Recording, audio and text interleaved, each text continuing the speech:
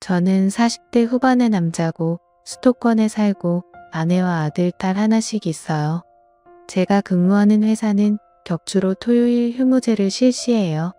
그래서 쉬는 토요일에 낚시를 하는 게 제 유일한 낙이죠.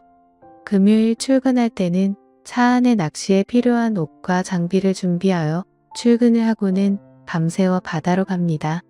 낚시를 좋아하는 친구들과 동행할 때도 있고 여의치 않을 경우에는 혼자서 가기도 하고요. 처음에 몇 번은 아내도 따라갔지만 벌레 공격을 받더니 혼자 다니라고 하더라고요. 아내는 제가 낚시를 가는 것을 싫어하지 않아요.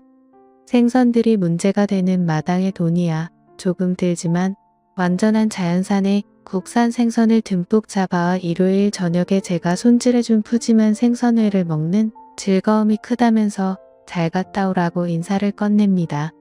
생선은 아무리 먹어도 쌀이 찌지 않는다면서 반겨주죠. 더구나 우리는 사귈 때부터 생선회라면 어디라도 따라다니던 아내이기에 제가 낚시를 간다고 하면 얼음을 준비해서 냉동실에 넣어두는 생선 매니아입니다. 제가 잡아오는 생선은 큰 것은 잘 다듬어 냉동실에 보관하였다가 명절에 전으로 쓰고 있어요. 물고기를 많이 잡아오면 아이스박스에 차고 넘쳐서 근처에 사는 친구에게 전화해서 나눠주기도 합니다. 또 남해 바다만 가는 것이 아니라 서해 바다도 가끔 가기 때문에 저희 집 냉동실에는 아츠마트 수산 코너처럼 다양한 생선이 들어있어요. 그런데 낚시를 당일치기로 가지 않는 이유는 술을 마실 수가 없기 때문이죠. 작년 여름에 낚시를 가려고 계획을 했는데 태풍 예보가 있어서 무인도 말고 유인도로 갈아야 하는 수가 없이 낚시가게 사장의 말대로 유인도에 들어가게 되었어요. 유인도라 하지만 겨우 3집이 있었을 뿐이고 아주 작은 섬이었습니다. 섬에 도착하자마자 낚시대를 들이우고 라면 끓일 준비를 하자마자 고기들이 입질을 시작했기 때문에 날씨를 살펴볼 여유가 없었죠.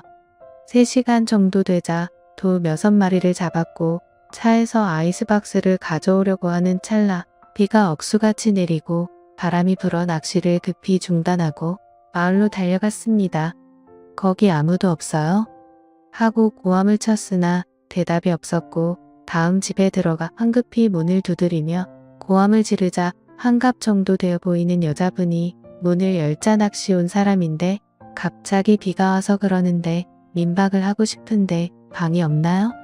하고 말하자 그분은 우리 집이 민박을 하기는 하는데 마침 아들 내외와 손자들이 와서 댁 한테는 내줄 방이 없어요. 하시기에 그럼 다른 집에 민박하는 집 없습니까? 하고 묻자 요 뒷집 최신에는 방이 있겠지만 민박을 받는 집이 아닌데 라고 하기에 그분의 손을 잡고 어르신 비만 피하면 되니 저 좀 도와주세요. 하고 말하자 그분은 빠르게 비옷을 입고 가봅시다. 하며 앞장서기에 저는 조마조마한 마음으로 그분의 뒤를 따라갔습니다. 최씨 있어요? 하고 말하자 제가 부를 때와는 달리 바로 문이 열리면 에 하고 대답하더니 같이 온 저를 보고는 고개를 숙이자 최씨도 알다시피 우리 집에는 아들이 와서 남는 방이 없고 저기 사랑채에서 오늘 하루만 방 내줘요. 하고 말하자 전 민박 안 하는데 하고 말을 흐리기에 아주머니 비가 너무 많이 오니 실례지만 좀 부탁합니다. 하고 했더니 집에 먹을 것도 없는데 하고 말을 흐리기에 아이스박스에 든 돔을 보여주며 이거 같이 먹어요. 하고 말하자 저를 데리고 온 분이 월척이네. 우리 섬은 물 반 고기 반이라니까. 하고 말하길래 2마리 가져가셔서 아드님과 같이 드세요 하며 2마리를 손에 들려주자 최씨 이런 날씨에 이 양반방 한 칸 내줘야 인정머리 있는 거야. 하고는 빗속으로 달려갔습니다. 그 여자는 외부인을 내 집에 들여본 적이 없는데 하며 발을 동동 구르더니 하는 수가 없네요. 누추하지만 저 방에 들어가세요. 식사 차려드릴게요. 하기에 고맙습니다.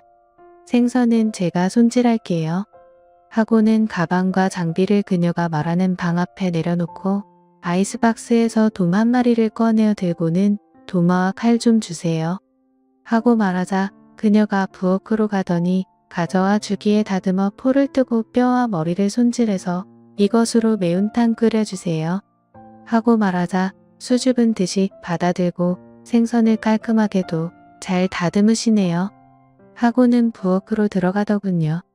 생선을 다 다듬고 비누로 비린내를 제거하고 세수를 하고 방에 들어가 담배를 한 개비 입에 물고 잠깐 쉬고 있는데 집주인 여자가 정깔스럽게 차려진 밥상을 들고 와서 같이 드시죠. 하자 그녀는 얼굴을 붉히며 전 제 방에서 먹을게요. 하기에 웃으며 밥 한 공기 떠서 수저 가지고 오면 되는데 뭐 하려고 번거롭게 상을 따로 차리려고 해요. 하자 자꾸 사양을 해서 그러지 말고 들어오세요. 하고는 그녀의 손을 잡아당기고는 제가 부엌에 가서 밥과 수저랑 술잔 가져올게요. 하고 말하자 그녀는 제 손을 뿌리치고는 그럼 제가 가져올게요. 같이 먹어요. 하고는 부엌으로 가더니 쟁반에 밥과 수저 술잔 하나를 가지고 왔습니다. 우리 둘은 아무 말도 없이 회를 먼저 먹고 밥과 매운탕을 먹었습니다. 어색한 분위기가 지속되자 내 가방에서 술을 꺼내 그녀에게 따라주며 한 잔 받으세요. 하고 말하자 화들짝 놀라며 조금만 주세요. 하였으나 잔을 가득 채워주자 저에게도 그녀가 빈잔을 채워주었습니다. 전 단숨에 잔을 비우고 다시 잔을 채우자 그녀는 조금씩 마시면서서 못 먹겠다는 표정을 지었습니다. 처음 와보는 낯선 섬에서 낯선 안악과 같이 마주 앉아 폭우가 쏟아지는 밖을 보며 술을 마시니 색다른 분위기에 술이 술술 잘 넘어가더군요. 그녀도 처음에는 홀짝홀짝 마시더니 잔이 거듭되자 제법 잘 받아 마셨습니다. 밤 9시까지 돌린다는 발전기에 희미한 불빛 속으로 그녀의 얼굴을 바라보는데 뺨이 붉게 물든 그녀의 모습이 무척 예쁘게 보였어요. 그녀와 저는 술이 점점 취해갔고 누가 먼저라고 할 것도 없이 사고를 치고야 말았습니다. 그리고 나서 한참 후 그녀와 대화 중에 알게 되었던 사실이 있었죠. 800일을 해줬더니 제 품에 안기며 자신의 이야기를 하기 시작했습니다. 22년 전에 결혼을 해서 아이 하나 낳고 잘 살았는데 작년에 남편이 혼자 배를 타고 나갔다가 안 돌아와 해경에 신고를 했고 수색을 한 결과 남편이 탄 배는 뒤집혀 있고 시신은 결국 못 찾았다고 하더군요. 그녀는 갯벌에 나가 조개나 낙지를 잡아서 판 돈으로 육지에 유학을 간 아들의 대학 등록금을 보내주고 있다고 하였습니다. 그녀의 사정이 너무 안 됐기에 비상금으로 가지고 간 돈을 전부 털어 그녀의 손에 쥐어줬고 그녀는 이러지 않아도 된다라고 말하면서 한사코 거절하였지만 억지로 주었습니다. 그리고 다음 날 그녀는 저를 위해 진수성찬을 차려주었습니다. 정말 지금 다시 생각해도 침이 넘어갈 만큼 손맛이 좋더군요.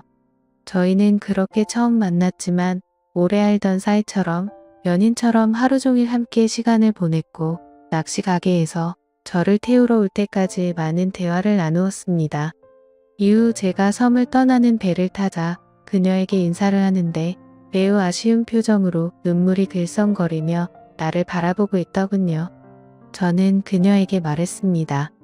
이제 자주 올 테니 그렇게 아쉬워하지 않아도 된다고요. 그리고 그날 이후로 저는 그 섬으로 매달 2번의 낚시를 갔고 그녀는 저를 아주 신나게 반겨주었어요. 그녀 말고 그 섬에서 살고 있던 2집의 사람들도 이제는 제가 그녀의 집에서 머무는 것이 당연하다고 생각하고 있는 듯 했습니다. 저는 그 섬에 갈 때마다 소소한 선물을 사서 2집에 드리고 옵니다.